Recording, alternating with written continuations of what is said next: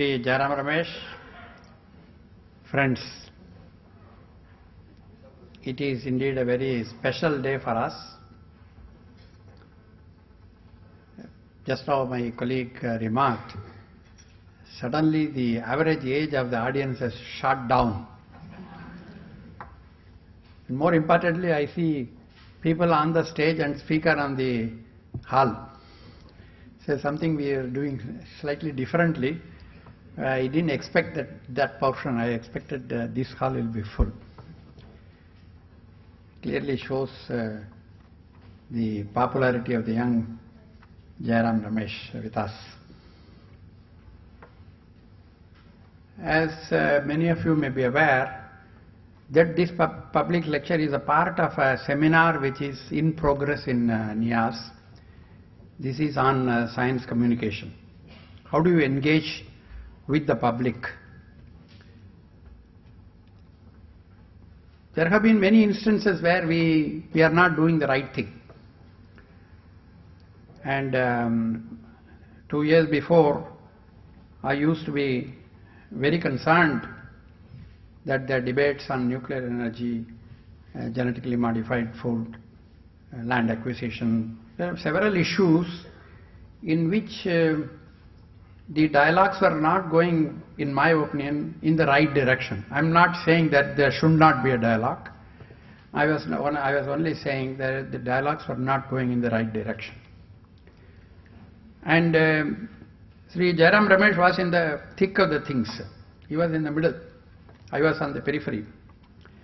So when we decided that we will have a public lecture to coincide with this 2-day seminar on science communication, we thought the best public lecture person we could think of is Jairam Ramesh. And today he is also in a position to say what he wants to say without being worried about is it in order to say it or not. So maybe he will share some of his personal experiences which he had not shared earlier. I'm looking forward to that. As many of you are aware, he is a member of parliament representing Andhra Pradesh in the Rajya Sabha. Prior to this, he was of course holding charge as the Minister of State in the Ministry of Environment, Forests, in Rural Development, Drinking Water and Sanitation. Several positions he has had. He has also been in the Ministry of Commerce for some time, and Commerce and Industry for some time, Ministry of State for Power in some places some time.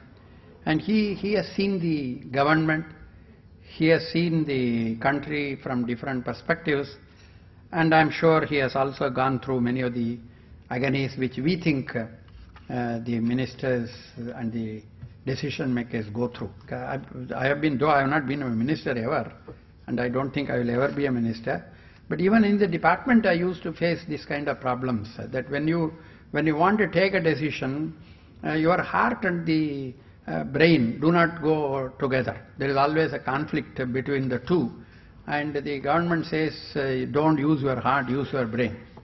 And we say, no, as an individual I want to use my heart and not my brain. You get into a problem. And I have got into problems several times in the past, a smaller problem, much smaller than what Jairam has gone through. But these are all individual learning platforms. That's where you learn how society functions, how democracy functions, how the system can take care of the fast-changing technologies, fast-changing world. I mean, it's an unfortunate coincidence that in today's world, everything moves very fast. There is no time to find out what needs to be done, how it should be done. You cannot think. You have to react. Immediately you have to react.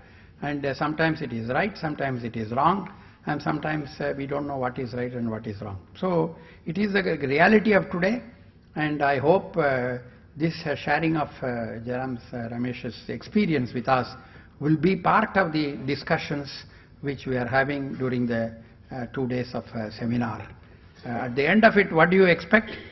We are hoping that we will have some sort of a roadmap how to strengthen this process of communication between the specialists, not necessarily scientists, the specialists and the public at large. And in a democracy, the public at large ultimately has the final say. Again, we have seen it. I have seen it in Delhi when the Euro 2 norms were introduced, the use of diesel was introduced. These are all diesel was cut down, and these are all decisions where we went through very, very painful experiences. On one side you say this is right, this is wrong. Some side says it is not correct. Some says this is politically not correct. All sorts of things. So we will have learning experiences which we will try to capture, and hopefully we will chart out a future course how to handle such situations in a democratic environment. With these words, let me invite Sri Jairam Ramesh to present his talk.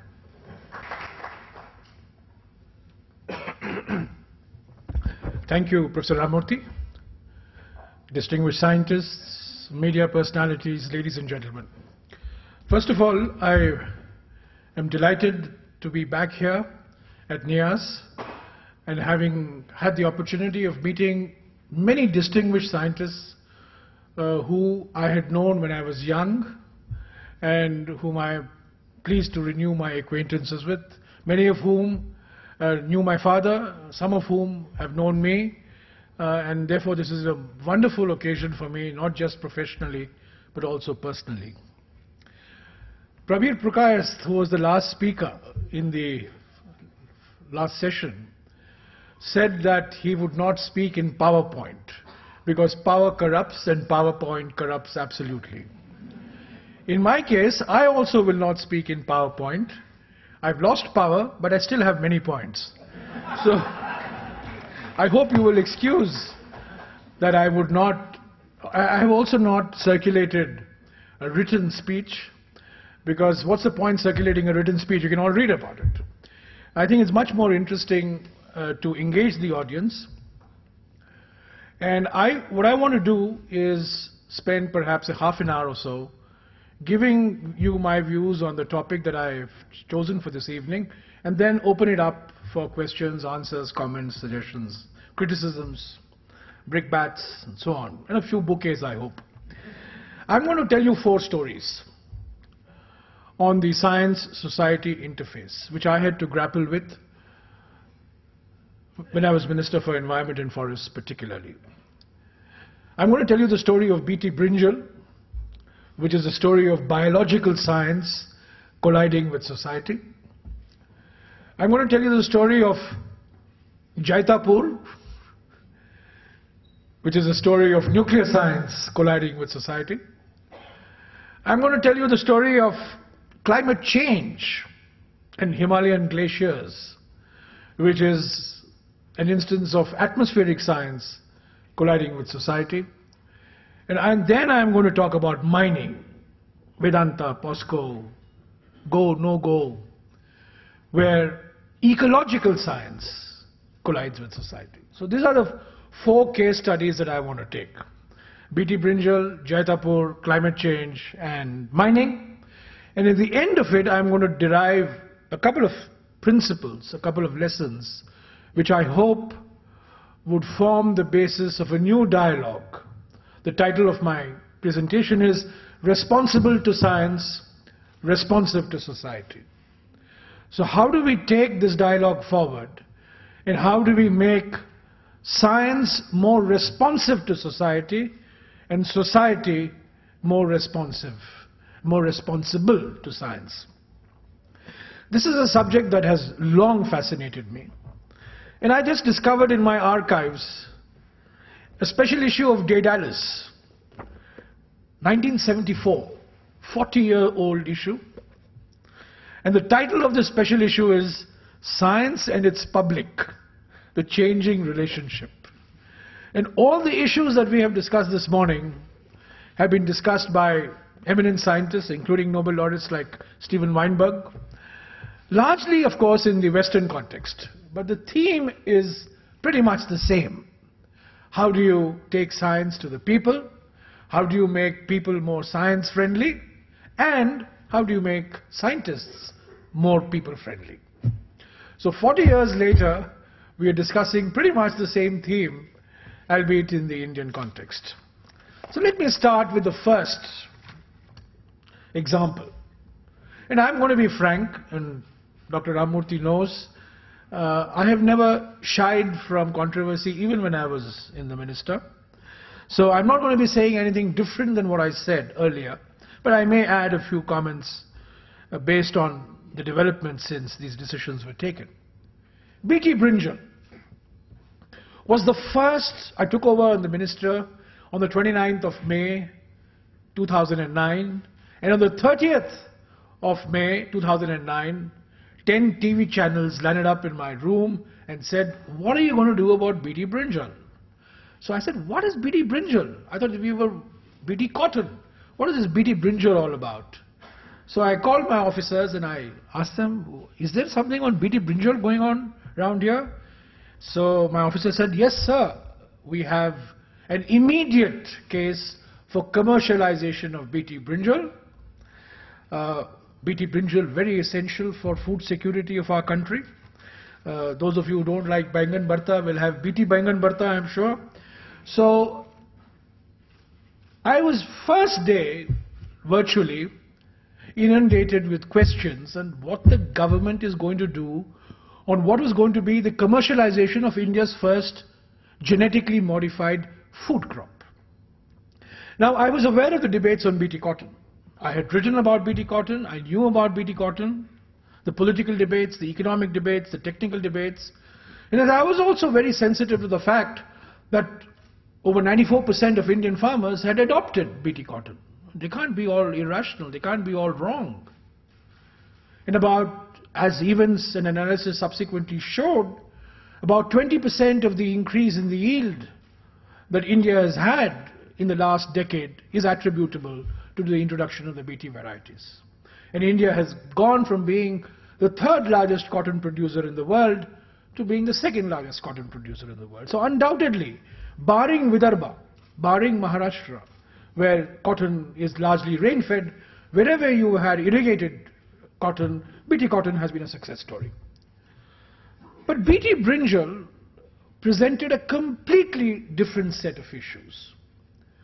For one, the civil society mobilization was far more systematic, was far more serious and far more extensive in the case of BT Brinjal than it was in the case of BT cotton.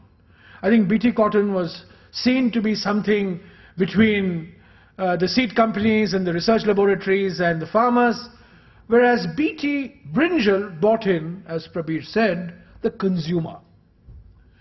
So there were a lot of consumer organizations, there were a lot of advocacy organizations, NGOs, environmental activists, farmers organizations, presenting a whole set of issues. And then of course you had the scientists who said that without BT Brinjal, Indian agriculture is doomed, and food security, as I said, is going to be dependent on BT Brinjal. So what I did something which was not liked by my colleagues in the government, but which drew praise from Shiv Viswanathan, which was very unusual for somebody to get praise from him. I started a process of public consultations. And I had 7 public consultations in 7 different parts of the country. Chandigarh, Bhubaneswar, Kolkata, Nagpur, Bangalore, Hyderabad. 7 cities I had public consultations in which about 8,000 people participated. These were open consultations. They were organized by Kartikeya Sarabhai's Center for Environment Education. Nobody can accuse Kartikeya of being anti-science. And it was his organization that invited people, invited scientists, invited farmers, invited consumers, invited the general public. And the whole idea was just to listen to people, articulating their different points of view. And these public consultations, of course, became very acrimonious because nobody was talking to each other, everybody was talking at each other. The scientists were arrogant in their certitude. Civil society was equally obnoxious in their certitude because civil society felt that they had a monopoly on social conscience and scientists believed that they had a monopoly on knowledge. So actually these public consultations didn't become a dialogue. They really became occasions in which people aired their views. Scientists said what they had to say. Activists said what they had to say. And as it so often happens, activists are far more articulate than scientists. Activists are far louder than scientists. And therefore, by and large, in each of these consultations, the message that I got was, hasten slowly. By all means, don't close the door for BT brinjal, but don't rush into it like we rushed into BT cotton. So this was public consultations, one way of bringing science and public together. The second route that I adopted was I wrote to 70 top scientists of the world. I called Pallav Bagla. I said, give me Bruce Alberts' email. I wrote to Bruce Alberts and I said, Professor Alberts, here is my problem. Here is the BT issue. Please tell me 60 top scientists across the world who are competent to judge what India should be doing in this area. And I got responses. Some scientists saying we should go ahead, and many scientists saying go slowly. Some scientists, of course, saying don't do it at all. So this was a second route of trying to bring science and society together, getting a much larger viewpoint from the scientific community.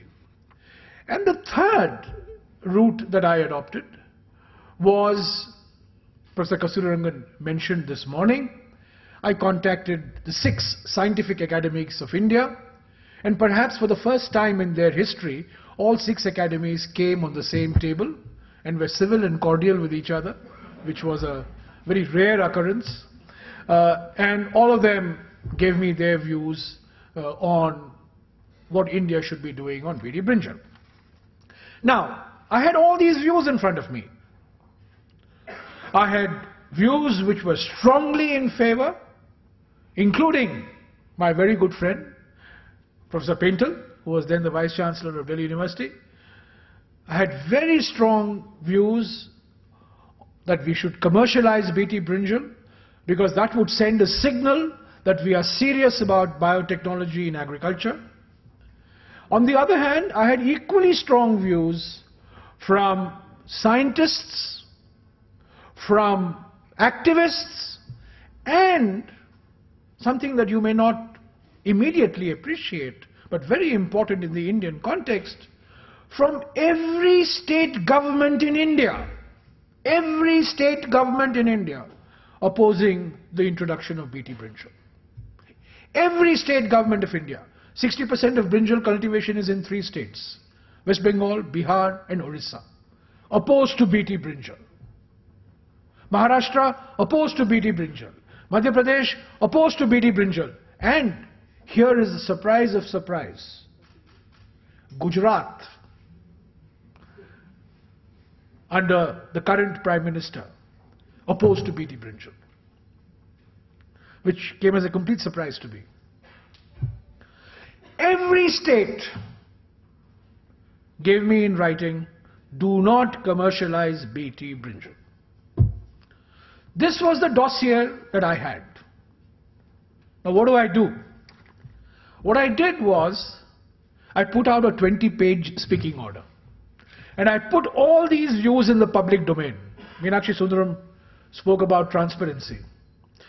I put whatever I received, whatever letter I got, whatever view I received, I put it into the public domain, put a 20-page speaking order and said, this is what these people have said, including Dr. Swaminathan, considered to be one of the key players of India's first green revolution. Dr. Swaminathan wrote to me, cautioned me, saying that India is a center for genetic diversity for brinjal. Do not tamper in this manner, go slowly. So I put all this in the public domain. And I gave a speaking order saying, let's have a moratorium on BT brinjal till 3 conditions are fulfilled. Not an indefinite moratorium, but a very definite time-framed moratorium. Condition number one, all states or a majority of states should be on board. Condition two, there should be an independent regulatory mechanism. Independent regulatory mechanism. A regulatory institution. Independent, professional, which will certify that all the tests have been done. And third, there must be a reasonable degree of scientific consensus that all the tests that are required on toxicity, safety, efficacy, all this has actually been conducted. If scientists themselves are divided on this issue, I was quite surprised that some of the scientists whom I talked to, and I in fact made a visit to the National Center for Biological Sciences, and some of the scientists I met there, I went to the CCMB in Hyderabad, and some of the scientists I met there, giving me skeptical views, not hostile views, but skeptical views. So my third condition was, let the scientific community, as a community, develop a broad consensus. And if these three conditions are fulfilled, the government of the day should remove the moratorium. I went out of my way to say, this is not a moratorium on biotechnology. This is not a moratorium on genetic engineering. This is not a ban on genetic engineering. It's a limited issue of moratorium on commercialization of BT brinjal. For a variety of reasons. I don't want to go into the detailed reasons, but the reasons were well argued in this 20-page note. And one of the important reasons was brought out in one of the presentations, the fact that one company controls the bulk of the seed. And that was an important issue, which was sort of like a red flag to all of us. So on BT brinjal, to cut a long story short, a moratorium was imposed, a conditional moratorium was imposed. It was imposed on the 9th of February 2010. 4 years have passed. This moratorium continues. I left in 2011, and the expectation was that the day I left, the moratorium would be lifted. But it has not happened. Because I think there was a persuasive case for hastening slowly, which was laid out in the speaking order. There was a persuasive case for making commercialization conditional. Those conditions, unfortunately, have not been fulfilled. States continue to oppose BT brinjal. The independent regulator is not in place. And the scientific consensus continues to elude us. So the story on BT brinjal is one, I would say, of an initiative that got taken with great enthusiasm, no doubt, with great potential, no doubt, without asking the basic question, in my view, the basic fundamental question that a political animal like me will ask: is BT brinjal essential for India's food security? That question, unfortunately, never got asked.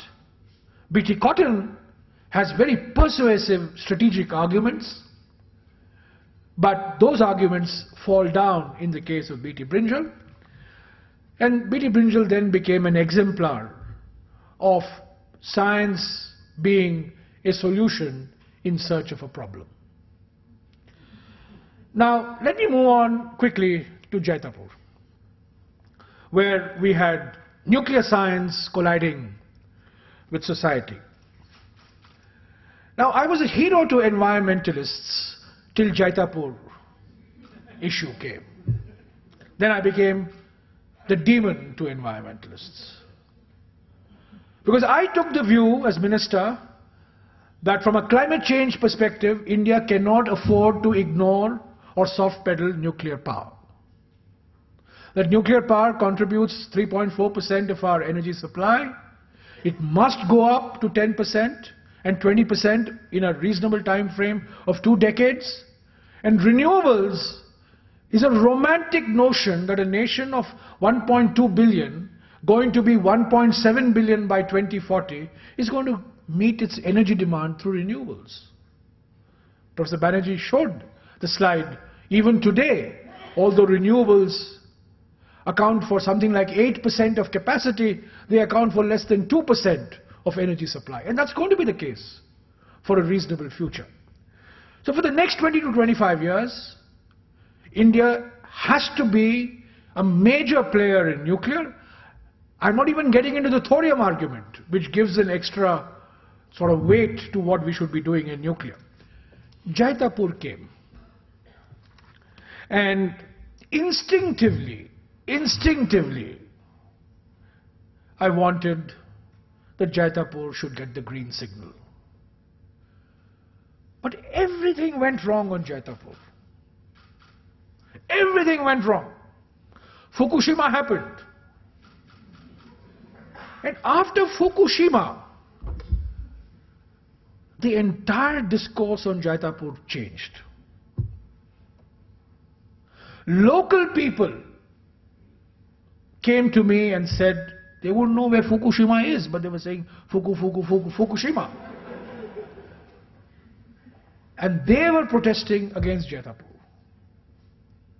Now, added to this fact was that Jaitapur was frontier, cutting-edge technology, which had not been used anywhere except Finland and perhaps China. So we were going to be the first, amongst the first countries, not the first, amongst the first countries where these 1600 megawatt units were going to be installed. And my sympathies with Prabir on terms which were considered to be of such great strategic importance that only very few people knew what those terms were. We could not be completely open in Jaitapur for legitimate reasons. Part of the problem was the transparency that I could bring into BT Brinjal, I could not bring into Jaitapur because of the nature of the problem. But however, the issues that were faced were identical. The issue was the confidence in the nuclear establishment. The issue was one of safety in the wake of the world seeing what happened in Japan. The issue was the introduction of a new technology, completely new technology. And one issue that came up, and I remember discussing this with Dr. Banerjee and his colleagues, is that India had gone for 40 years on the can-do route, although the joke is the can-do became the can-don't. But, you know, the can-do route we adopted. And now we were going to go into a completely different nuclear track. Why not perfect the 700 megawatt can-do reactor and proliferate the Indian designed reactor rather than depend on somebody from outside? But these were all issues that were raised when Jaitapur became a public issue. So what to do? How to get out of it? The easiest way would have been to say, we are not going to give environmental approval to Jaitapur. That went against my education, it went against my training, it went against my instinct, it went against my head, it went against my heart, it went against everything. So what I did was, I came up with the classic Indian solution, which is attach 36 conditions to the clearance. So this was a yes, but a yes but. So the Jaitapur, if you see the Jaitapur speaking order, it's all available on the website, by the way. All this is in the public domain. It was environmental clearance for Jaitapur, subject to 1 to 36 being fulfilled. Of course, Jaitapur now has not progressed to the extent that we expected it would progress. But I think the imposition of the conditions was one way of demonstrating from the government side, from the ministerial side, that we are sensitive to public concerns of safety, of outreach, of compensation. Meenakshi Sundaram mentioned another issue that came up in Jaitapur was compensation to be paid for farmers whose land was being acquired, fishermen who were going to be resettled. These are all issues. So these conditions epitomized our commitment to embedding the concerns of people in the clearance process. That we clear the project subject to the fulfillment of these conditions, and we created a mechanism to ensure the monitoring of these conditions is not just you take that piece of paper and you go and then you ignore what the conditions are, but you actually make periodic reporting and you have periodic audits of the extent to which these conditions were going to be fulfilled. So BT Brinjal was a case of a no, a conditional no. Jaitapur was a case of a conditional yes. Now let me turn to the third issue, which is climate change. When I came to the ministry, one of the first things I read was the Himalayan glaciers were going to be disappearing by the year 2035. And Dr. Pachauri, the chairman of the IPCC, was credited with this statement. And I said, wow, Himalayan glaciers going to disappear by 2035. That's something remarkable. Does India know that this is going to happen? So I called a couple of my scientists and I said, have you seen this report of the IPCC? They said, yes sir, we have seen this report and we have grave doubts about it. Scientists telling me. I said, what are your doubts? Scientific or non-scientific? They said, scientific doubts. I said, why haven't you spoken up? Why haven't you communicated what you believe are your doubts? Because you know, very rare the scientists have doubts. So when they have a doubt, the media will definitely run to them. They said, no sir, we couldn't because IPCC, global body, government of India. I said, look, I want India's top glacier experts to come. Let's have a round table and let's discuss the issue of Himalayan glaciers. So I got people, Dr. Kasurangan came, I got people from ISRO, and I got one old man, 75-year-old man, V.K. Raina, from the Geological Survey of India, a geologist, who has, in the course of 55 years, gone to something like 3,000 glaciers. India's Mr. Glacier. I didn't know who he was, not a PhD, but India's authority on glaciers. So I said, Mr. Raina, please give me what your views are on the glaciers. And I give you 2 months, you prepare a report for me, and I want to be educated and I want to educate my colleagues. He came out of the report. And what did the report say? This report, by the way, created a furor internationally. Furor. I got hate mail from everybody. The only man who supported me was Mr. Bagra, for which he got an award, which he didn't share with me. What did the report say? The report said that there are about 10,000 glaciers on the Indian side of the Himalayas. Number one. Number two, most glaciers are retreating. But some glaciers, like the Gangotri Glacier, are retreating at a decelerating rate. Very interesting. The Gangotri Glacier is retreating at a decelerating rate. Number three, there are some glaciers which are actually advancing. The Siachen Glacier, the famous Siachen Glacier, for example, is actually advancing.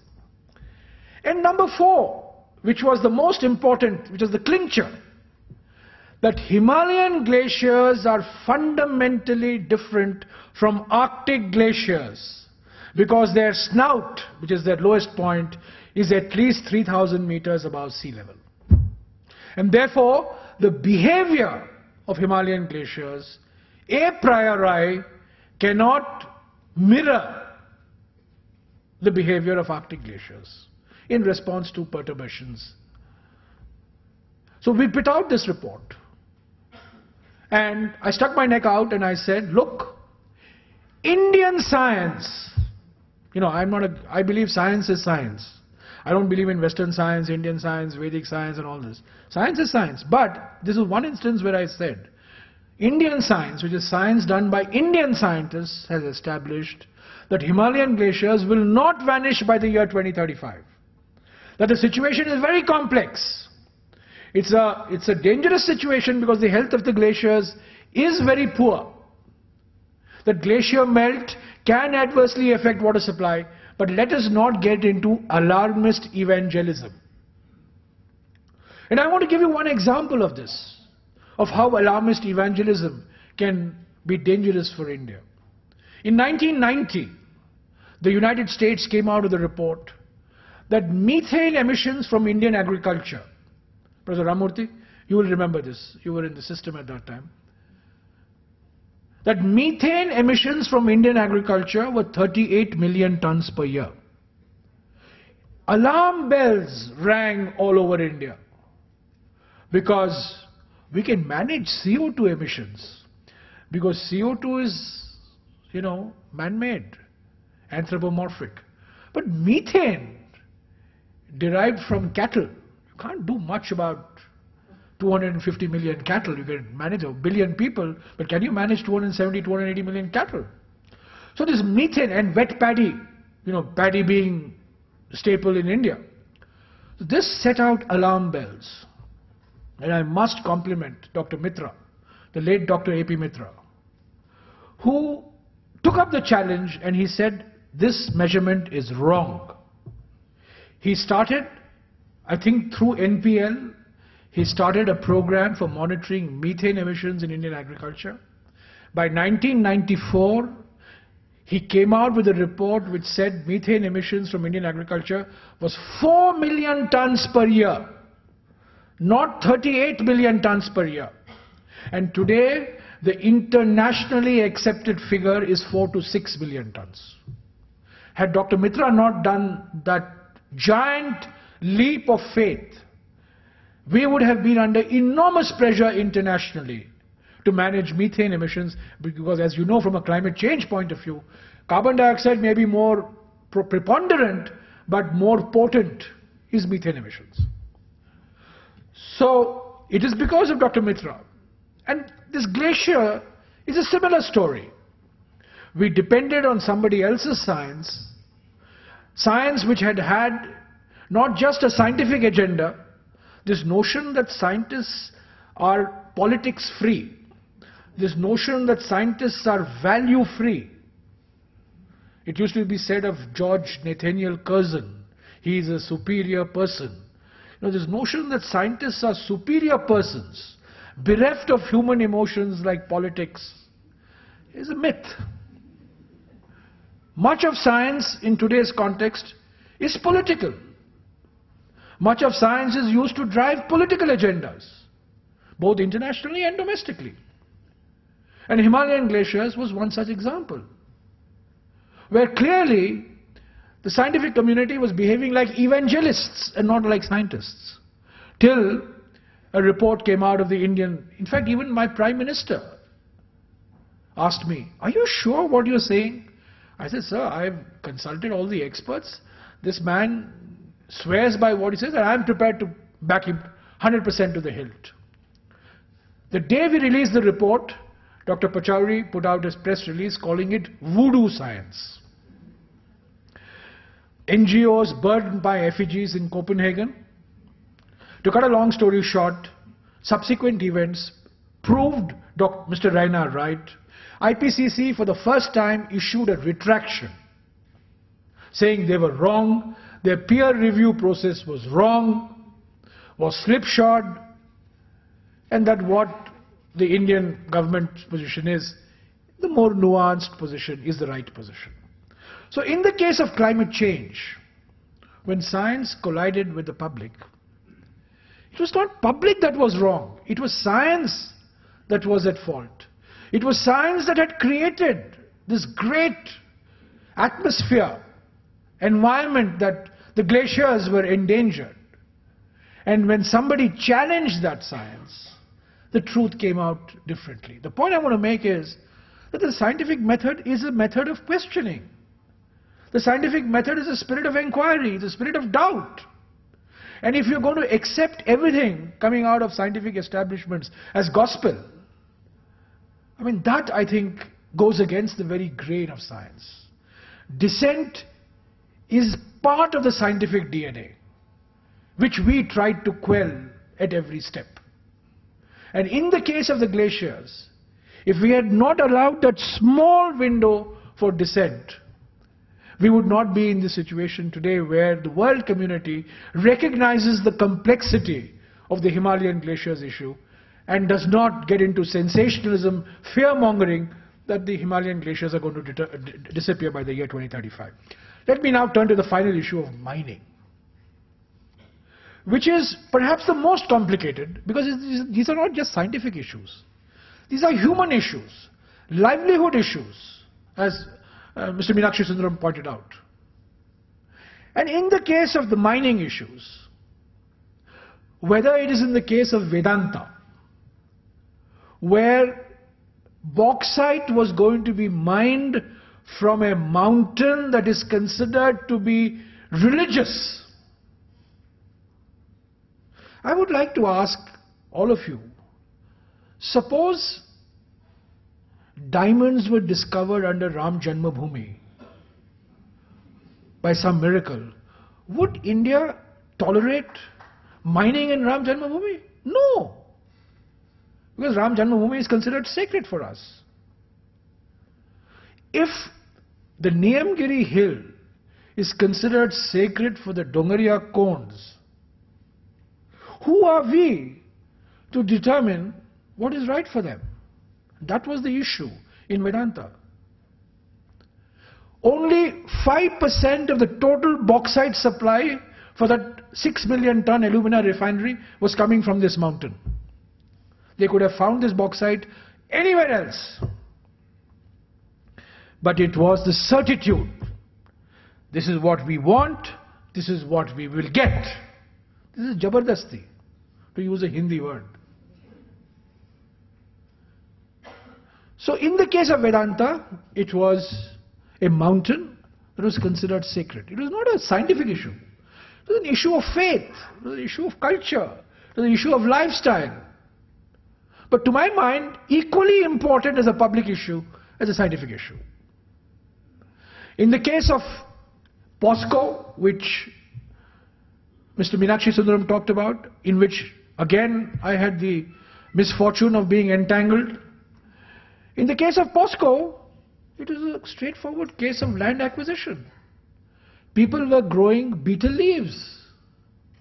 These betel leaves were going all over India. And they didn't want to part with their land. It was as simple as that. 7 villages land was to be acquired. 5 villages agreed. 2 villages did not agree. And that is how the POSCO issue came up. And this was a straightforward case of livelihoods being lost. And our track record in providing alternative livelihoods being so poor, our track record in providing R&R, resettlement and rehabilitation, so poor. I have heard it said that R&R for Tarapur is still being done. R&R for Bailadila iron ore project started 50 years ago is still not complete. R&R for Bhakra Nangal is still going on.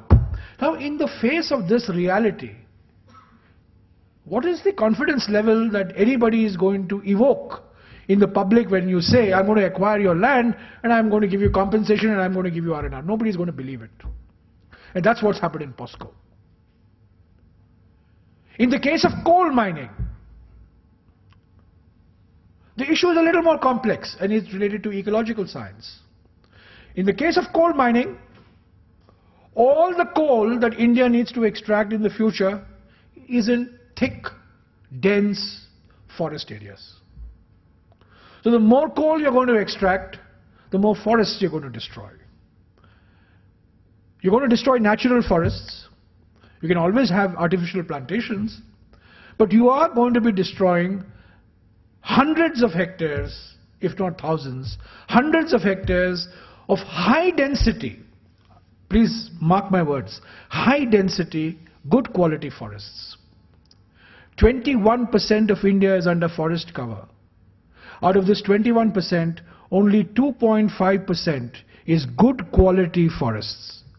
40% of Indian forest cover is naam ke vaste forest, is degraded forest, open forest. What you really call forest is 2.5%, and that's where much of the coal mines exist. Now, if you are going to extract coal at the pace at which is being envisaged, then the country will pay a certain ecological price. Maybe the country is ready to pay that price, but the consequences of paying that price is what the public is responding to, what the public is reacting to.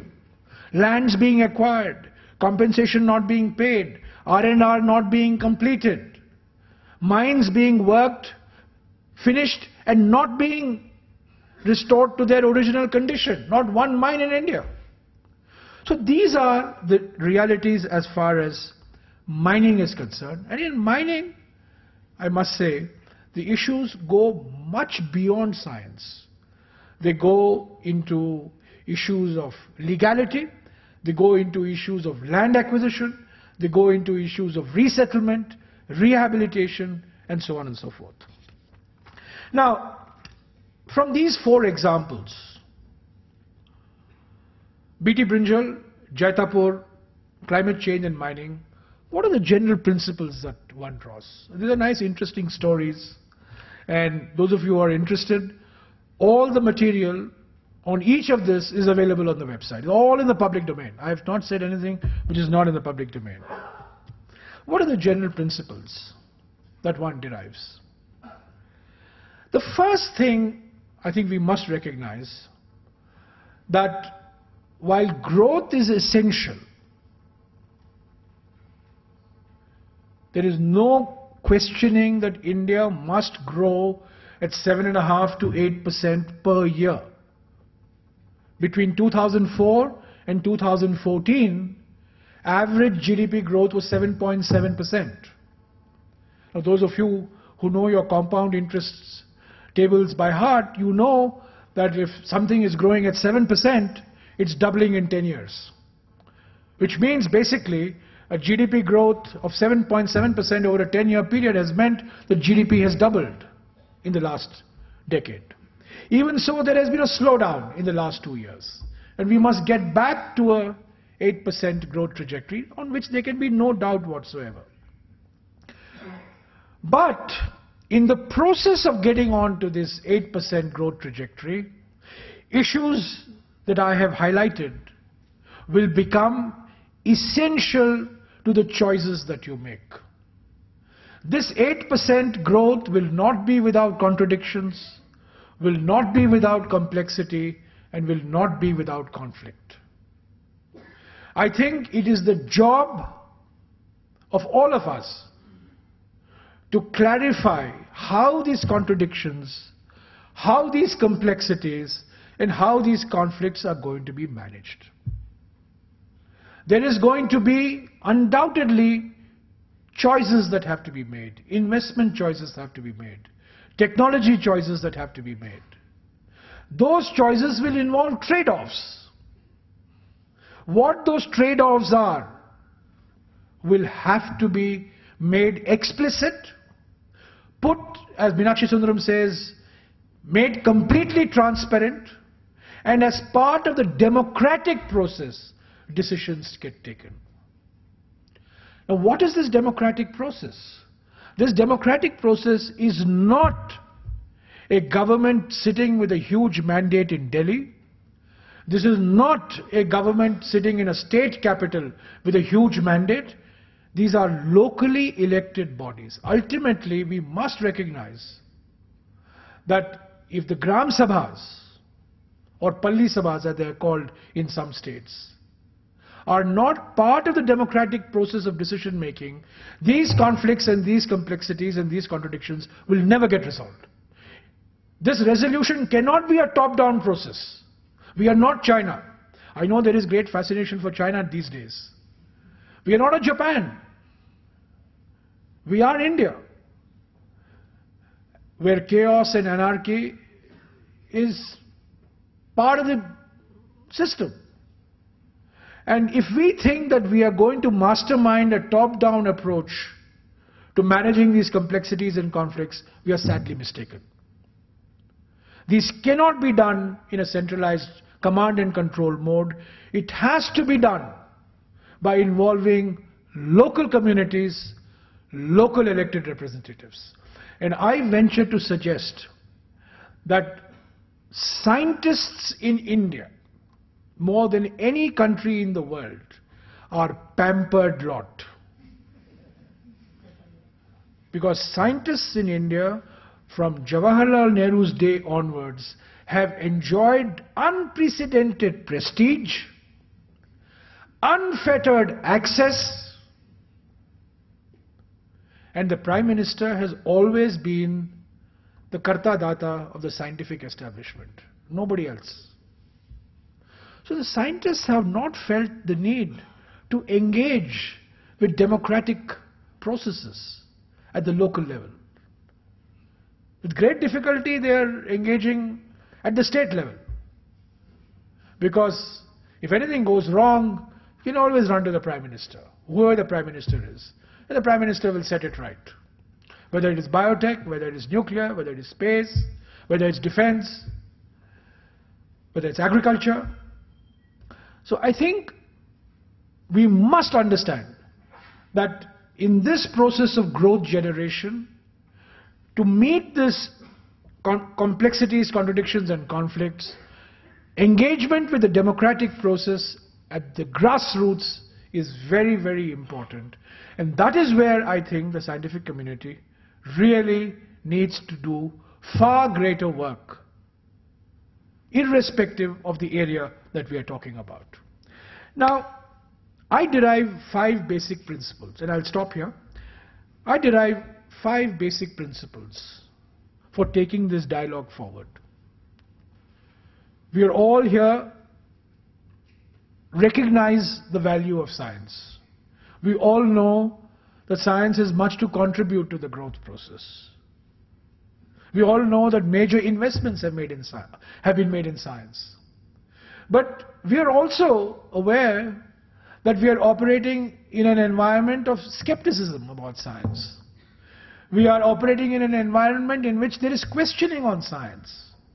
We are also operating in an environment of distrust in many cases. So what is the way forward?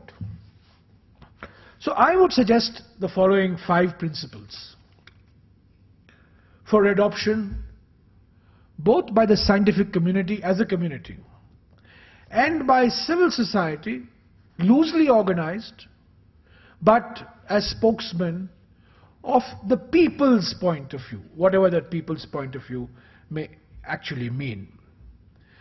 But before we take these 5 principles, I think both sides have to accept that neither side has a monopoly on truth, neither side has a monopoly on patriotism, and neither side has a monopoly on social conscience. So let us assume that truth, patriotism and social conscience is something that is common to all of us. So the first principle, science needs to be less arrogant. Society needs to be less suspicious. Dr. Banerjee, you have to be less arrogant. Shiv, Viswanathan, you have to be less suspicious. Science needs to listen. Society needs to hear. Baldev Raj ji, you have to listen. Rajendra Singh ji, आपको सुनना है. आप सुनते नहीं हैं. आप जानते हैं कि सारा माल आप ही के पास है. और जब मैं आईआईटी कानपुर से आपको प्रोफेसर से मिलवाया था, आपने मुझे कहा था, ये आईआईटी वाले क्या जानेंगे. 30 साल से गंगा क्लीनिंग की बात हो रही है, 30 साल से. और जब मैंने 7 आईआईटी को पहली बार एकजुट होकर को कहा कि आप गंगा के लिए एक एक्शन प्लान तैयार कीजिए। मेरे मित्र राजेंद्र सिंह जी ने पहली बार उठकर कहा, ये साइंटिस्ट वाले क्या कहेंगे, हमसे पूछिए, हम जानते हैं गंगा को कैसे साफ करना है। तो आपको सुनना है। Baldev Raj ji, you have to listen. Rajendra Singh ji has to hear. Third, science needs to be open to skepticism. Society needs to be open to questioning. You can't question Sunita Narayan today. She is goddess when it comes to environmental issues. But you can't question Dr. Kalam also. He's God when it comes to scientific issues. So, maybe I took the wrong example of the scientist. With due respect to Dr. Kalam, science needs to be open to skepticism. Society needs to be open to questioning. The fourth principle, which is what we are discussing today, science needs to be proactive in communication, not active in communication, proactive in communication. And I'll explain what I mean by that. And society needs to be less sensationalist and conspiratorial, that Monsanto is out to enslave India, the Vandana Shivas of the world. At the same time, Pental Saab, you have to be proactive in your communication. You cannot, when there is a crisis on BT Brinjal, start writing articles daily. Where were you? No, I'm not talking about you, please. Don't mind. Not you. Where was the biotech community? Where was the biotech community? It's only when this BT Brinjal crisis came that the community woke up. Communication cannot be crisis driven. Communication has to be constant. Communication has to be done not with a view necessarily to convince, but it has to be done with a view to educate, which necessarily takes time. So, science needs to be proactive in communication, not just active. Society needs to be less sensationalist and conspiratorial. Finally, science needs to develop trust. Society needs to nurture confidence. Dr. Banerjee, whatever you say, I'm sorry I'm picking on you, whatever you say, no activist is believing your numbers on nuclear energy. Nobody, including my friend Prabir. Nobody believes the Department of Atomic Energy on nuclear. I am your greatest champion and I have to say this. When we say 3% will go to 6%, 4,500 megawatts will go to 10,000 megawatts, they'll say, oh, we've heard this for the last 30 years. So you have to nurture, society has to nurture confidence in you. And that will come when you have trust. I find the scientific community notoriously laggard in sharing information. Notoriously laggard. And I think the more information you share, the more open you are, the more trust you will build. The more criticism you will get, no doubt. But I think you have to get out of the cocoon if you have to develop the trust amongst people. So the 5 principles, I'll just repeat it very quickly. Science needs to be less arrogant. Society needs to be less suspicious. Number 2, science needs to listen. Society needs to hear. Third, science needs to be open to skepticism. Society needs to be open to questioning. Fourth, science needs to be proactive in communication. Society needs to be less sensationalist and conspiratorial. 5, science needs to develop trust. Society needs to nurture confidence.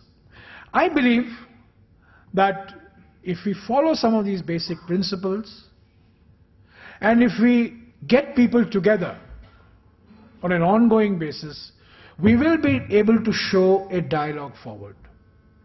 The great weakness in the Indian system is lack of institutional forums where people from different points of view can actually sit down and debate each other. All the time, it is the converted preaching to the converted. Most of the time. We value biodiversity, but when it comes to intellectual discussions, we make sure that there is no biodiversity. There is a monoculture. I think if you break out of this syndrome, and if you provide institutional forums, and I venture to suggest to you that these debates will become more and more significant in the years to come. There will be different points of view, some informed, some uninformed, but I think if you do not provide the space, as Shiv keeps writing about, A, you have to provide the space for different points of view, and two, you have to provide forums for reducing the differences between the two different points of view. So I would like to thank Niyaz for taking this initiative, Pallav Bagla, although he has not shared the proceeds of the award that he got on the Himalayan glaciers, to Pallav and to all the people who are here, some of whom have Mr. Pental, in Mr. Pental's eyes, I'm a villain. I hope that I have explained to you, you know the background, why I had to take the decision that I took. In the case of nuclear, I'm a hero to you, but because I am a hero to you, all the environmentalists think that I have sold out to you. So they are not easy choices to make. You're damned if you do, and you're damned if you don't. But I think the real challenge is those in public life called upon to make decisions must have the intellectual honesty and the integrity to stand by these decisions, to put out these decisions in the public domain, held accountable for it, be criticized for it, be applauded for it as the case may be, and have the courage to say that I have been wrong in some cases, that I should have done things differently. I have not yet reached the stage. So when I reach the stage, I will let you know. But I do feel that this has been a very productive exercise, and I thank Dr. Ramamurthy for this, and I hope that this is not the first in such an exercise. We will have many such interactions, and out of these interactions will come sensitization to both sides. Sensitization not just to communicators, but sensitizers to activists also, and sensitize the scientific community as well about the challenges they face in the larger public arena. So thank you very much.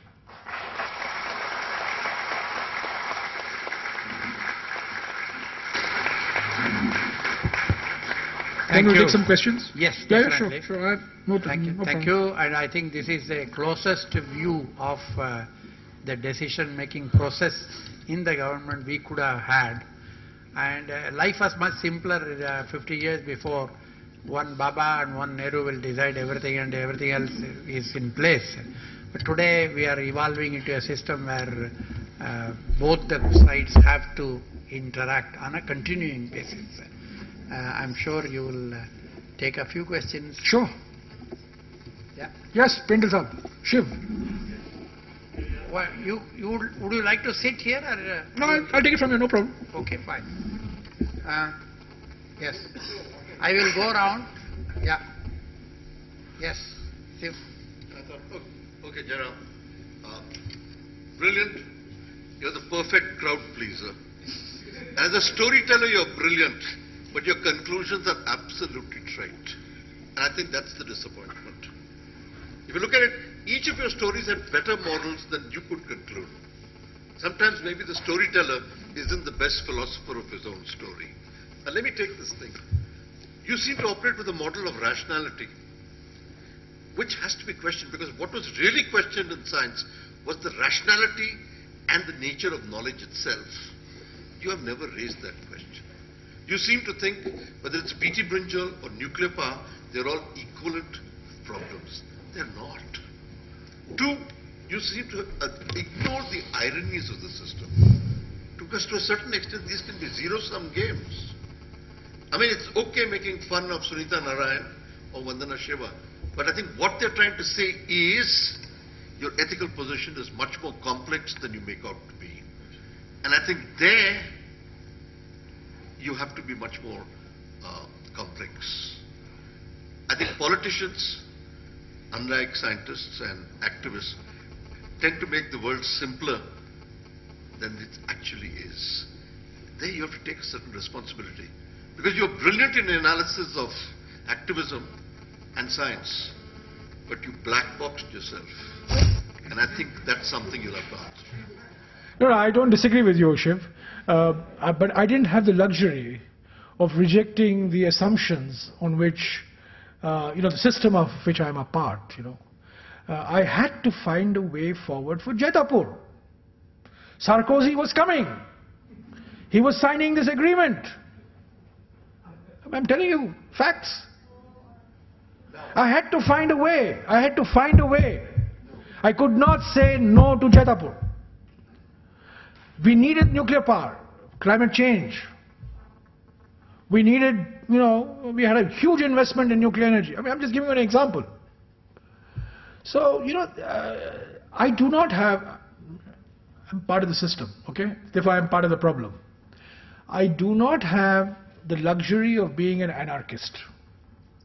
I cannot say, I'm not willing to say no to biotechnology. But I'm willing to say put a moratorium on BD brinjal. I am not prepared to say after Fukushima, India must abandon nuclear power. But I'm willing to say let's do nuclear power subject to 36 conditions. I mean, I agree with you. That's it's not a completely satisfactory position to take. Maybe now that I'm out of power, I might, actually do the thing that you are suggesting. But even so, I think, Shiv, if you look at the growth imperative for India, you will be hard to take positions that are extreme in nature. The Indian reality, and I haven't really spoken about this at length, but let me just just take 2 minutes on this. Why should green growth be important for India? This is a question that has often bothered me for a long time. And frankly, when I look back on it, there are 4 reasons why green growth, India must be an exception to the grow now, pay later model. All countries in the world follow the grow now, pay later. America followed this, China has followed this, Brazil has followed this, and India is also following this, grow now, pay later. Let's have 8% growth for 20 years, and we'll worry about chemical contamination, pollution, asthma, cancer 20 years from now. Why should India be different? And this is a very important question that all of us, some youngsters here, I'm sure all of you from the ecological community, we must ask this hard question. Why green growth? Why should India be different other than the fact that we are the land of the Mahatma, who is the patron saint of all environmentalists? What's the first reason? The first reason is demographic. Most countries in the world are facing population declines. India is the only country in the world that is going to add 400 million people in the next 30 years. That is our demographic karma. 400 million people, 1/3 of our population, so virtually, we're going to add in the next 30 years. Now, if your population is declining, you can maintain the current standards of consumption. But if you're going to add 400 million people, you've got to not only worry about your consumption, but you're also going to worry about what prospects you're going to leave behind for future generations. Are you jeopardizing their growth prospects? I mean, India is the only country in the world. We are adding 10 million people every year to our labor force. 10 million. No country in the world. The United States and UK would also have population decline had there been no immigration from India. It's the immigrants from India who are keeping up their growth rates, birth rates up. Of course, India, Bangladesh and Pakistan also. So the demographic reason is number one. Second, there is a climate change reason. There is no country in the world which is more sensitive, more vulnerable to climate change than India. But none of us recognize it. We all think that climate change is some Western plot to keep us poor. Our dependence on the monsoon, our dependence on the glaciers, our dependence, 300 million people living in coastal areas, vulnerable to increase in mean sea levels. And the fact that all our natural resources are in our forests. Third, today environment has become a public health issue. It's no longer an environmental upper middle class elitist urban pastime. It's a public health concern. Look at the incidence of asthma in children in Bangalore. Documented studies. Look at chemical contamination of our rivers, Ganga and Yamuna. The disposal of toxic waste, municipal sewage, has led to very serious deleterious public health concerns. And fourthly, and you recognize this more than anybody of us, in India, environmentalism is not a lifestyle issue, it's a livelihood issue. 250 million tribals depend on forests for their livelihood. It's a livelihood issue. So when people are agitating, we may be calling it environmental in nature, but they're actually, what are they agitating for? Water rights, forest rights, land rights, bread and butter issues. So green growth for us is not some luxury, it's something that has to be fundamental to us. And I think part of our failure is that today, in this current environment of growth and technology triumphalism that you see in the media and in the political discourse, I'm afraid the prospects for sustainable growth are now going to take a backseat. People are going to say, well, let's grow and then we'll worry about sustainability later and so on and so forth. So the challenge for the scientific community and the challenge for the civil society and larger public, including media, is to reinforce this message of why green growth is important. Now, Rajendra Singh, I'll give you an example. 3 साल पहले इन्होंने एक आंदोलन शुरू की थी कि अलकनंदा पर जो बांध बन रहे थे उसको आप खत्म करो. Government had spent 4,000 crores already building dams, and he started an agitation saying that there's no water in the river anymore if you're going to build dams indiscriminately the way you have been doing. And you know what we did? We stopped those dams. We stopped 3 projects. Everybody was furious, but we actually stopped the construction of those dams because we said it is more important to have water in our rivers rather than generate some 1,000 megawatts of power, which we can find somehow. So these types of choices are going to be important, but the type of choice that you are asking me to make, which is reject the green revolution, the poster that Deepak Pental showed us, reject the green revolution, reject private transport. I mean, these are, I think, fundamentalism that nobody will buy in today's context. That's my response to you. Yeah, Deepak. First of all, I don't think you to be a villain for rejecting DT Brinjal. I wanted to make that clear. But I would say that there are some mistakes have been made, and I would just like to point them out in a minute. When you realized that there is so much opposition, and this brinjal is really not that important for India's food security, then what was the great fun in bringing the whole science of biotechnology in disrepute by going to urban centers, opening it to these die-hard people who don't want to understand? We can make out of genetic engineering later on. And I think, secondly, when you said that you wanted an independent regulatory body, who had objected to it? The government of such bright people, we did not take it through the bribe bill. We let it lapse. So, I mean, the political class is there to lead. And I fully agree with you that we should question, we should be skeptical. This is the way science has moved on. I fully agree that technology deserves some questions, what is the relevant technology and so on. But a technology which could be a game changer for India's 47% population, and you talked about demographic dividend or disaster, whichever way one wants to see it.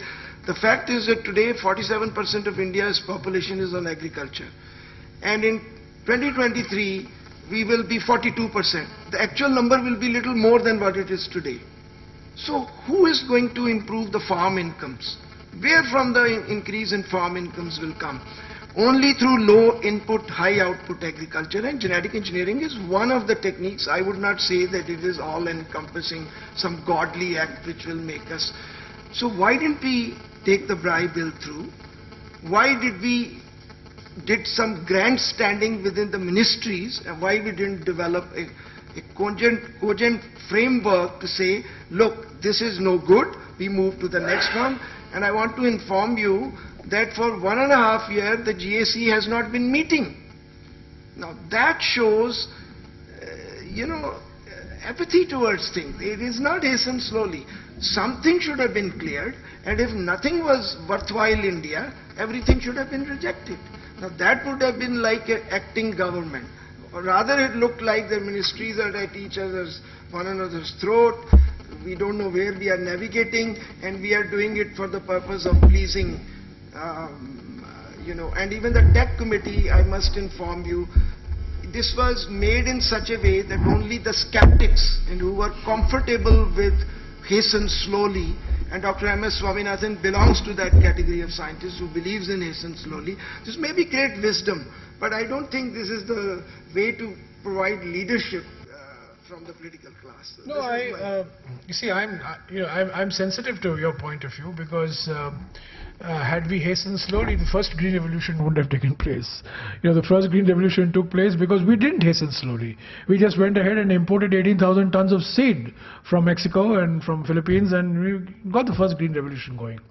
But I think the difference between the first green revolution and the B.T. Brinjal case, you yourself brought out. The first green revolution was entirely in the public domain.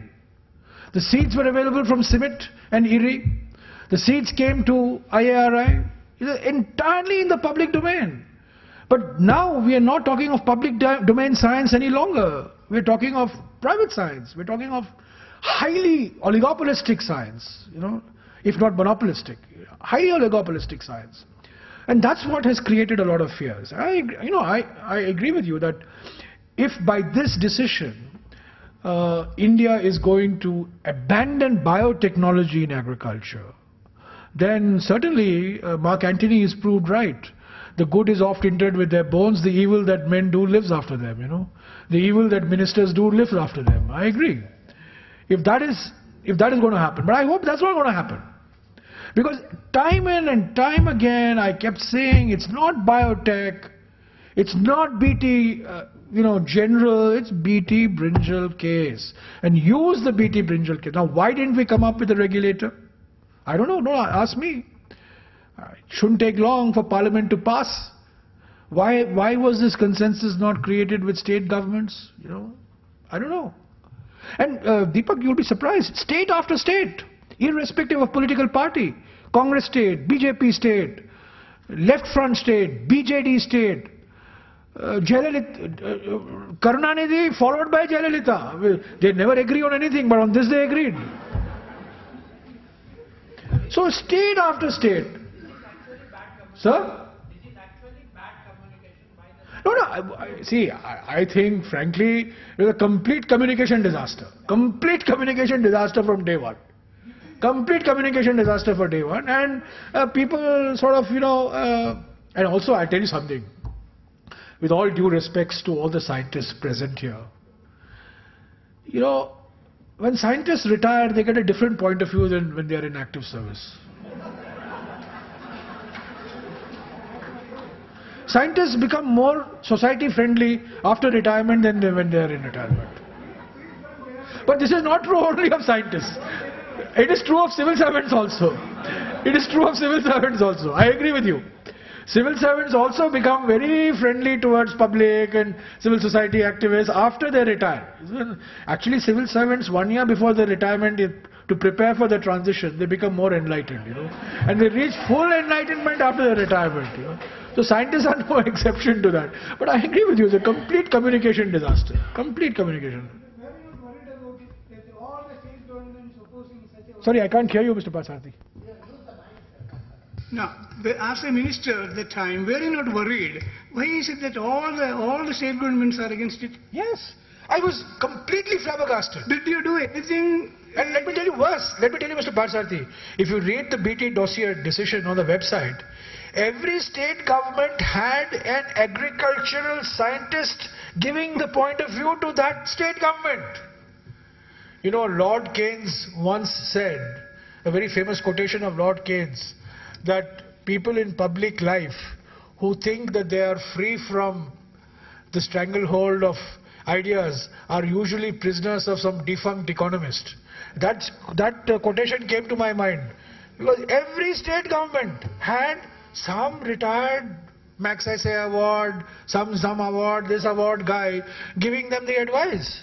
It's amazing. Not one state government said, go ahead. Had one state government said, even Punjab. It was shocking to me. Punjab, Haryana.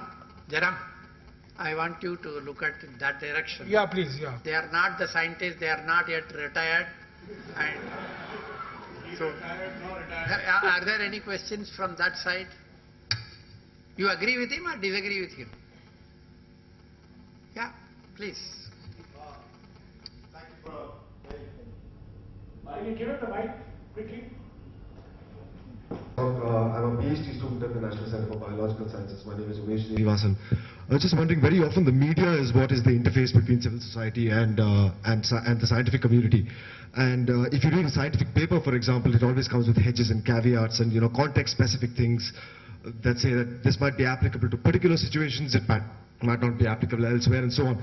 But the nature of media, especially TV media, where the nuances and the context are not brought out. I mean, what are the principles that you would draw? You've drawn principles for civil society, you've drawn principles for the scientific community. What are the principles you would draw for the media in terms of communicating science to civil society and vice versa? Very good point. I think what you need to do, and this point came out in the discussion earlier, you don't depend on interlocutors. You must have direct contact between the scientific community and the constituency that you are engaged with. Do not depend on the media, because the media is driven increasingly by a different cycle than what the scientists want and what maybe the people want. So I think it's important for the scientific community, and let me give you an example of what I'm saying here. And I'll take the example of a professor from this institute, a retired professor, Madhav Gadgil, and how he handled the Western Ghats report. He didn't depend on the media.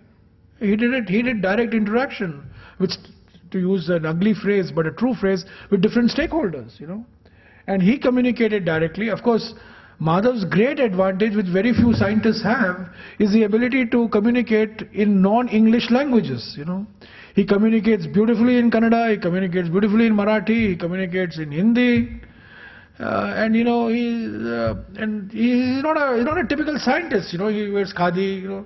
Scientists are all guys who come in suit, boot, and all those things. He looks a person whom you can trust. You can relate to.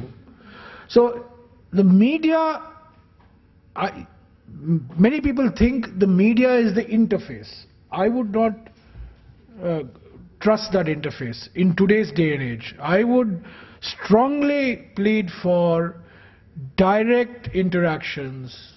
If it is Jaitapur, between NPCIL and locally elected bodies, locally elected institutions, local organizations, local civil society organizations, and very often I find that the agreement that can be reached is far more probable when the media is absent.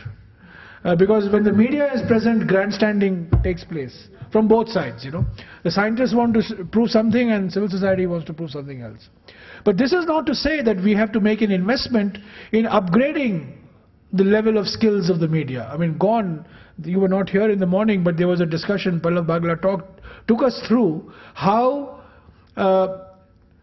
scientists communicating has come down, but science communication also has come down. Both of them have come down. Over the years, you do not have a critical mass of people who are communicating complex scientific issues in languages that people can understand. The number of people can be counted. And therefore, I think science communication is an investment, is an externality, is an investment that we must make. I don't know how many institutions run specialized programs for science communicators, you know. I'm sorry that most scientific organizations I'm aware of think science communication as drafting a press release and releasing it, you know. And that's not science communication. Science communication is actually engaging the media, educating the media, explaining to the media what it's all about, and also be prepared for some hostility and some skepticism from the media. I mean, let's take an extreme example. Baldev Rajji takes a media team to Kalpakam, right, to show what a great job we have done on our fast breeder reactor. And we have done a fantastic job. Not many people know about it, but suppose he takes a media team. I can bet you if he takes 10 people, there will be 4 people who will not write on the fast breeder. They will write about the increase in cancer incidence of the people living around Kalpakam. And immediately he will get angry and he will say, media ko jare do. And this has happened. I'm giving you a concrete example. This has actually happened. People have written, they have not written positive things about Kalpakam, and they have said about how, you know, how people living around Kalpakam have actually become more cancer prone, how people living in Tarapur have become more cancer prone, and so on. So the scientists, the scientific community has to be prepared for some backlash when there is openness. When you let sunlight in, not everything is going to be hunky-dory. There will be some criticism. There will be some degree of questioning which our scientific community must be prepared to accept. I'm not sure that our scientific community is actually prepared to accept that degree of openness. Yes, sir.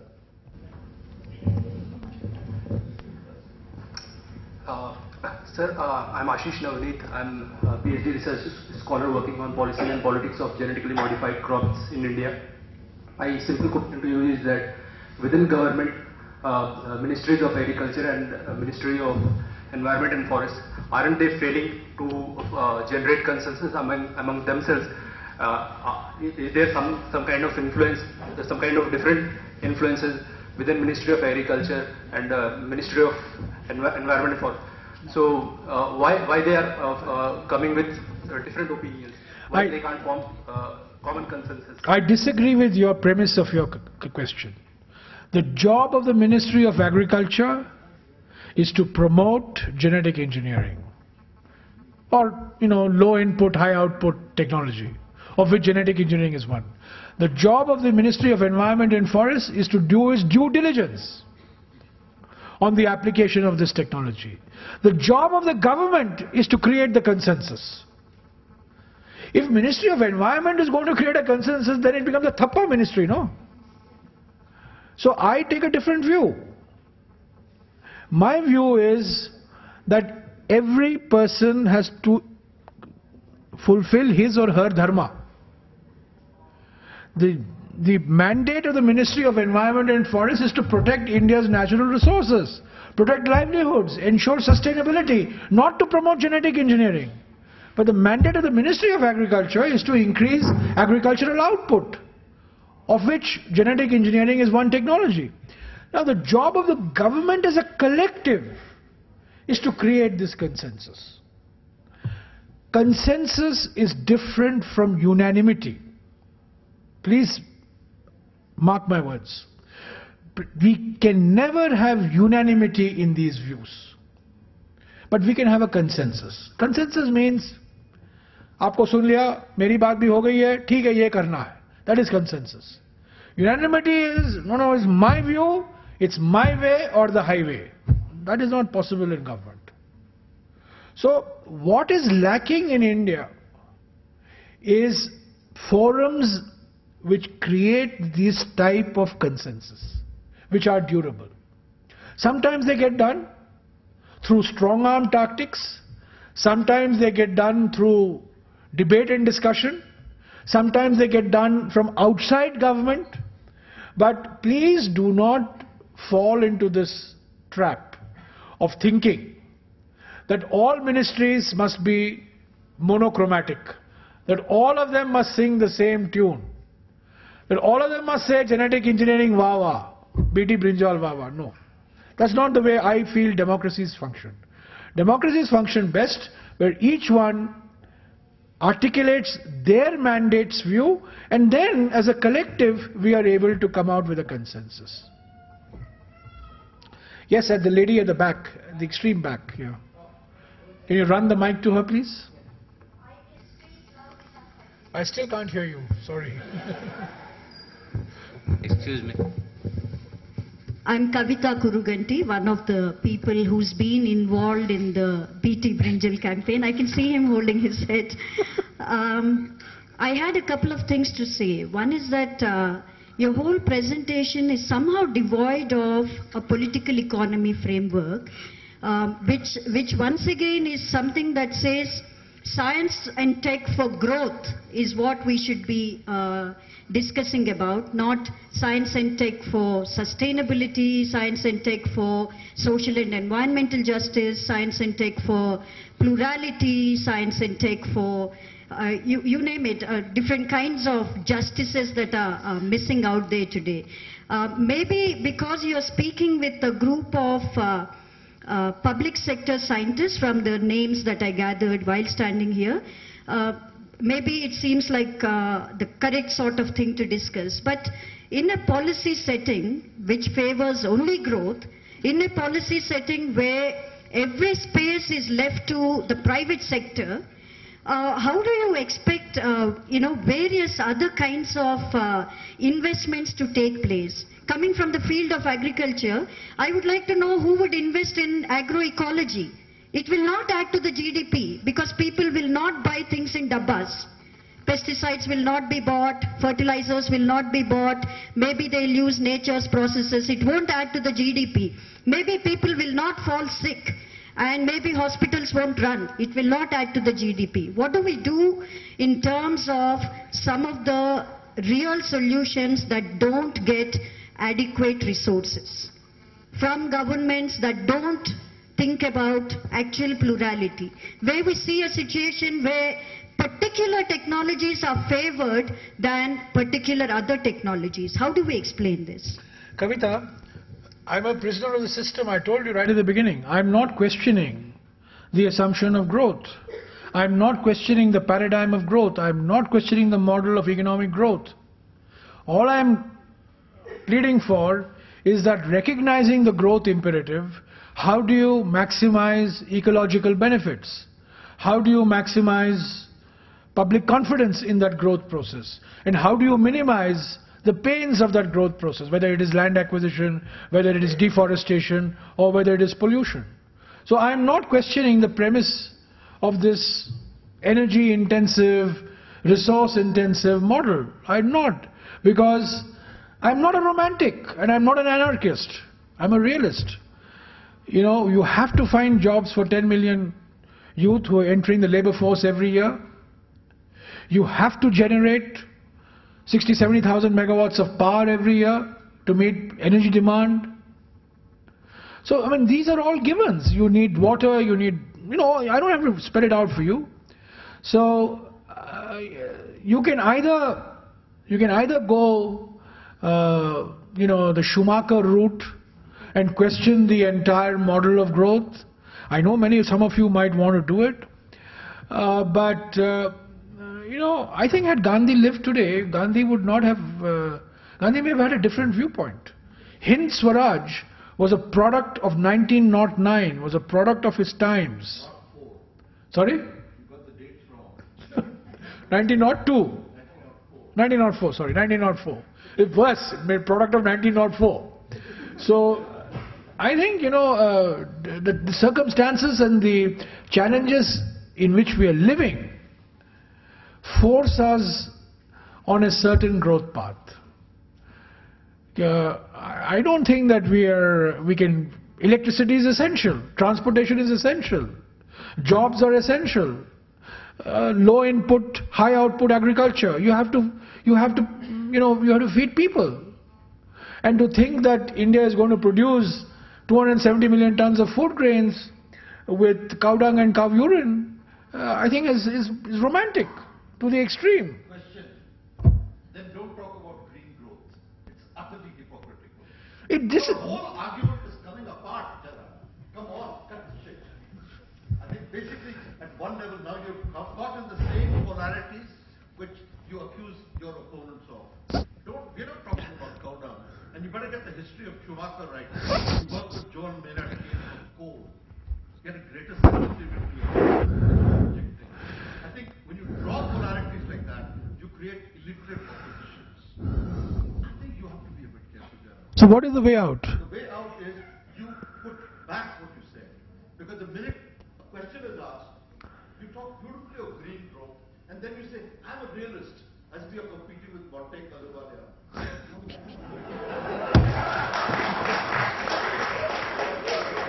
You know, I have often said, Shiv has to be heard, he has to be read, but not believed. But Jairam sir, excuse me. Jairam sir. Where are you? Yeah, please.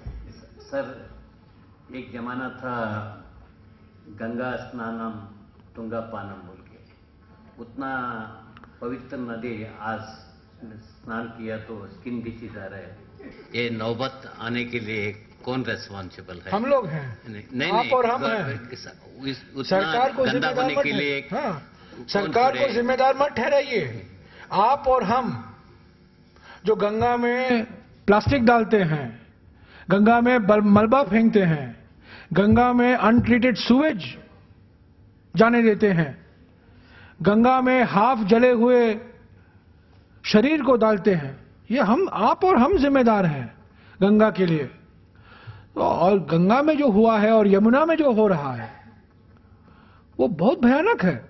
और मैंने खुद कोशिश की है पिछले 3-3.5 साल से 4 साल से कि उस पर कुछ किया जाए, पर बहुत मुश्किल है, बहुत मुश्किल है। क्योंकि इन शहरों में तो सुएज का नाम ही नहीं है, सुएज सिस्टम का नाम ही नहीं है। वाराणसी हो या कवाल शहर हैं जो उत्तर प्रदेश में हैं, कन्नौज से लेकर वाराणसी तक 550 किलोमीटर का स्ट्रेच अगर आप देखें, वो जो प्रदूषण आपको देखने को मिलता है, रासायनिक प्रदूषण, और जो सुएज जाता है, म्युनिसिपल सुएज जाता है, और इंडस्ट्री की वजह से, खास तौर से चमड़े के इंडस्ट्री से जो टैनरी के एफ्लुएंट जाते हैं वहां, तो ये आप और हम जिम्मेदार हैं और हमें कुछ करना चाहिए इस पर। यही तो सब लोग कहते हैं करना चाहिए, पर हो नहीं रहा। Yes, Prabir. Jairam, you have to accept that is government's responsibility. And there are... Which responsibility? Sorry? Government's responsibility. For? If effluent treatment, etc. And we have laws for that, which you have not implemented. But let's leave that aside. I think between green growth and green capitalism, we must also be clear that I suspect that what you say green growth, you're really saying green capitalism. And it's in that sense, it's capitalism, the human face, or neoliberal economy of the human face. If that becomes the issue, then we really have problems. But I must say that you have given a brilliant speech, and I do appreciate the fact that the scientific community in this country is not used to speaking to the people. And the whole tradition of people's education in science, public communication of science, how to bring it back is a big challenge for us. Otherwise, we will have a one-sided debate in which the scientists are going to lose and lose badly. No, let me start with your last comment. The scientists are losing the plot. They're losing the plot on nuclear. They're losing the plot on genetic engineering. They're losing the game on a whole variety of technical issues, because apart from the fact, the civil society is well organized, some of them get funding and all that. The real issue is what you put your finger on. The unwillingness and the inability of the scientific community to come out, engage, not just communicate, engage. I find that to be the single greatest weakness. There are this whole issue of foreign funding of NGOs, while this is becoming a big issue. Now the question is, Monsanto is here, Ariba is here, we have an Enron over here. They did a lot of public education within quotes. Yeah. So don't blame Greenpeace if you bring in all the others. Don't blame the opposition to Walmart if you bring in Walmart. Let me tell you an interesting story about Greenpeace that has not come out. Okay? You wanted me to speak frankly. Let me tell you a story about Greenpeace that has not come out. A file came to me in February 2010 on Dhamra port in Odisha.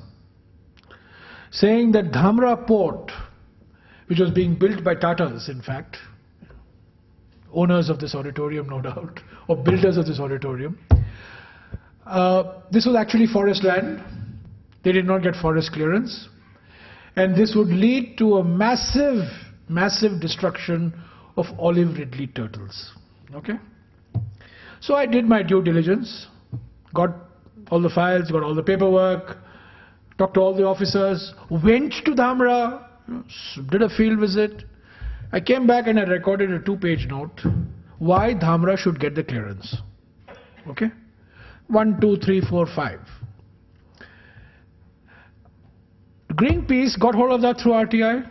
No problem, I have no hassle. They asked for it and I gave it.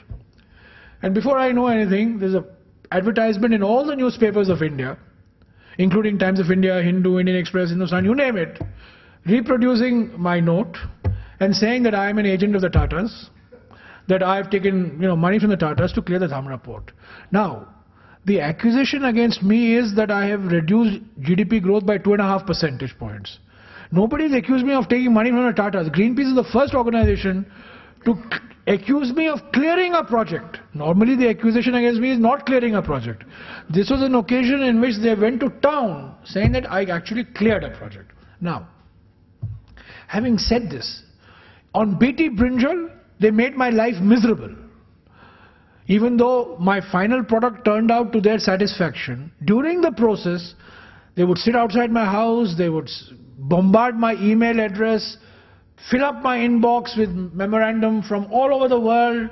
It made my life miserable. So I've had a particularly rocky relationship with Greenpeace. But let me say this for the record, publicly. I disagree with putting any form of restrictions on Greenpeace. I disagree with what they have said. I don't find their methods also agreeable at times. But you cannot choke off dissent like this, yeah? These are people, they are raising issues. And government must have the courage and the integrity to address those issues. They used one of my reports on the Mahan coal field to raise issues. And SR has filed a defamation case against them. I would defend Greenpeace on that.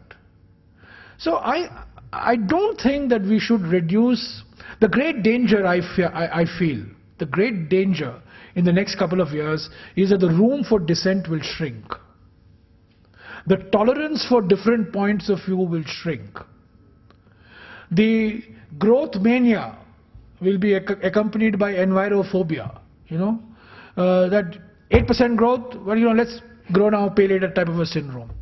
I find that to be very dangerous. And I think that is what we have to ward against. And I will speak up for Greenpeace publicly. I have already spoken up publicly, saying you cannot do this. No government should do this.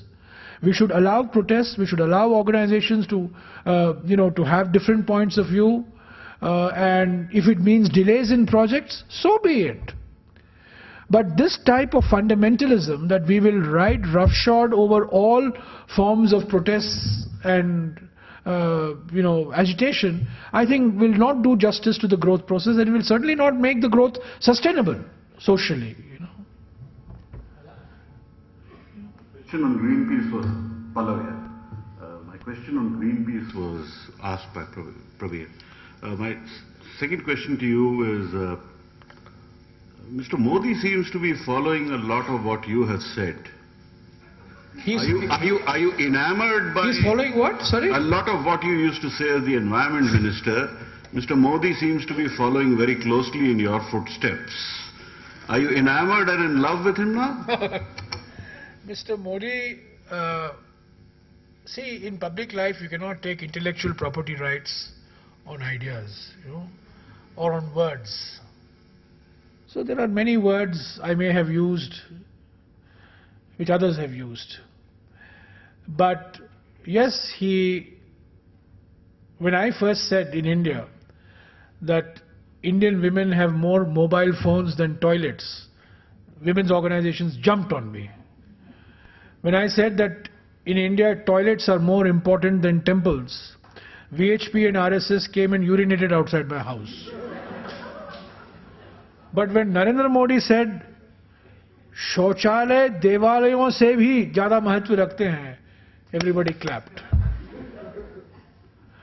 So, big deal, yeah. I mean, he's recognized the value, all power to him, and I hope something comes out of it.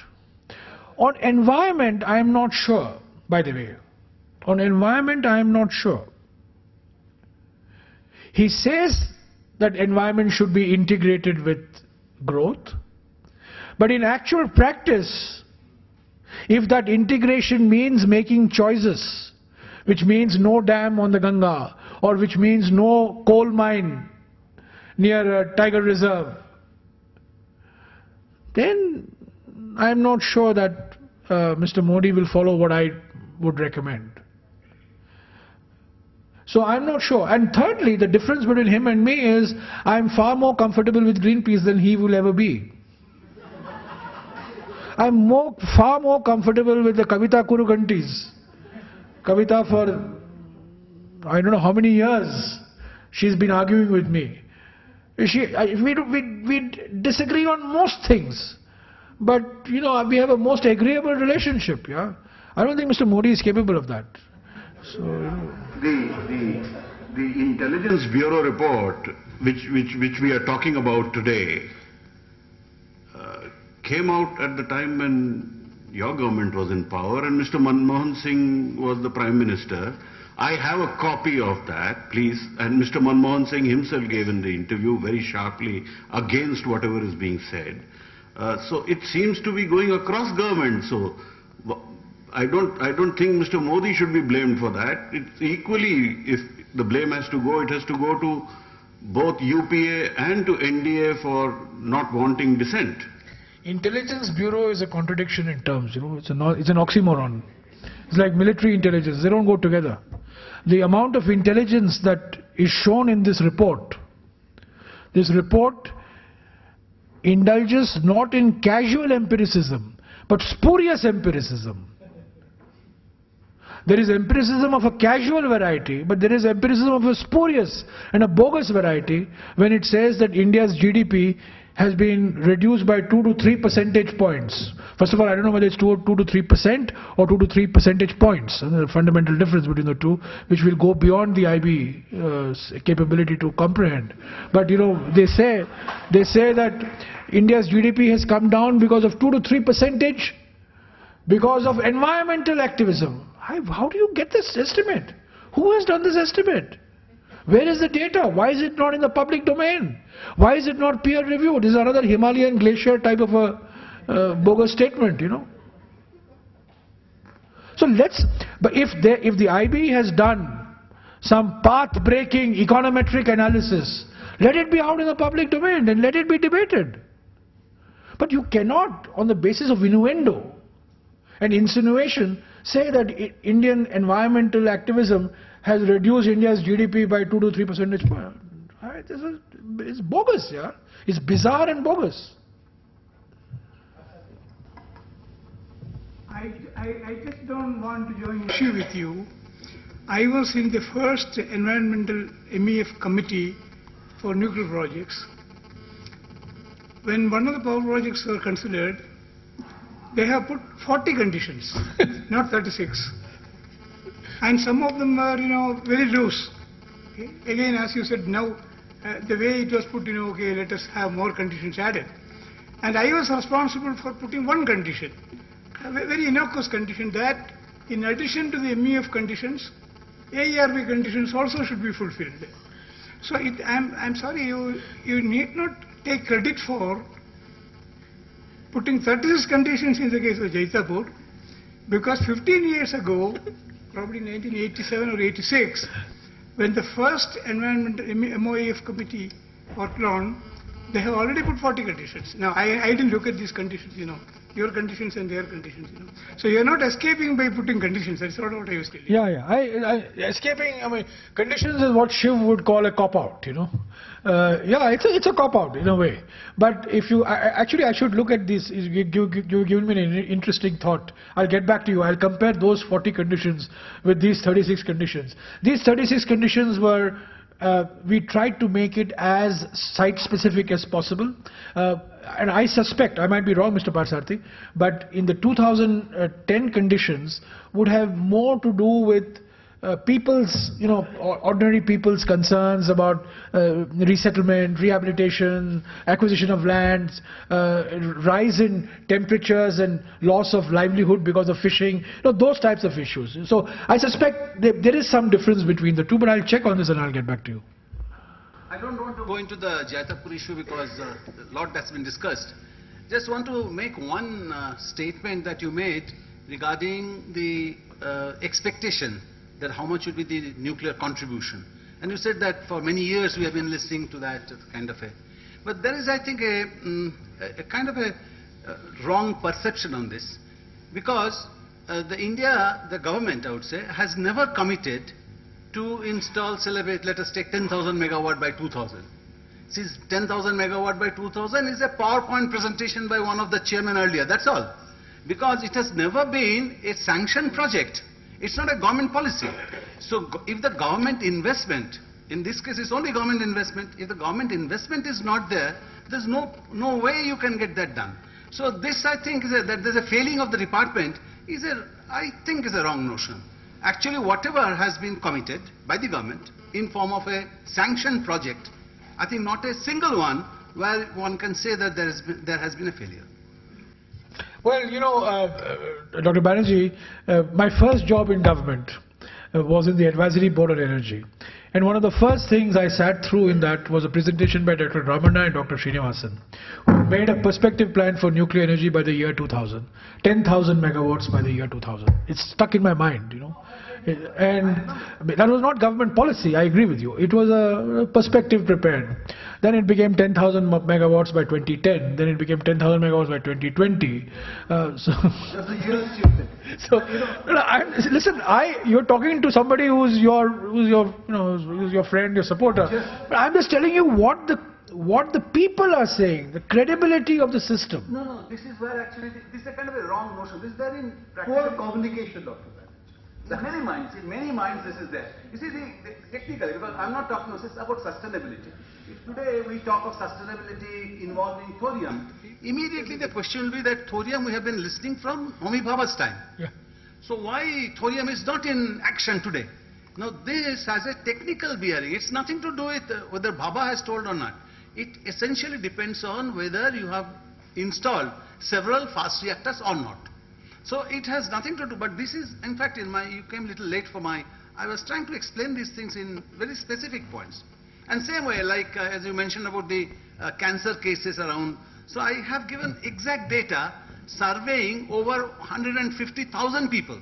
So that's why there are perception, you go around, it's like where you get the maximum deformities, around the places of worship. So you won't associate these deformities of a people with the shrine. It's the same kind of a logic. It's a very interesting analogy.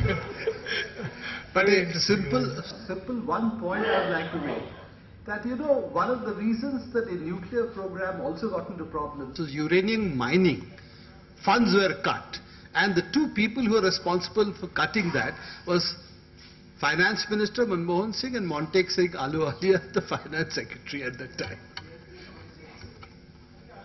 Later, see, the issue is that, we really pay a very heavy price for uranium in our country because we are having an ore which is as low as 0.04 to 0.3% uranium containing. This is not considered to be an economically exploitable material. But Homi Bhabha decided way back to open a mine in 1966. But you see the wisdom of that. Only because of that, the independence that India has in the overall nuclear activity is only because of that. Otherwise, we would have been perennially dependent on import of uranium. So there are issues of this kind. So it requires one-to-one discussion. Sure. So I again compliment Dr. Ramurthy and Pallav for making these kind of, even in a small number, I think we could exchange many of these views. Yes, Dr. Ramurthy. Have we reached the... All good things in life come to an end sometime or other. So I think the right time. Okay, last I tried, but not many takers for that. Yeah. Okay. But it's gone to Godrej, yeah, so it's the same thing. Yeah. Thank you, Dr. Jairam Ramesh.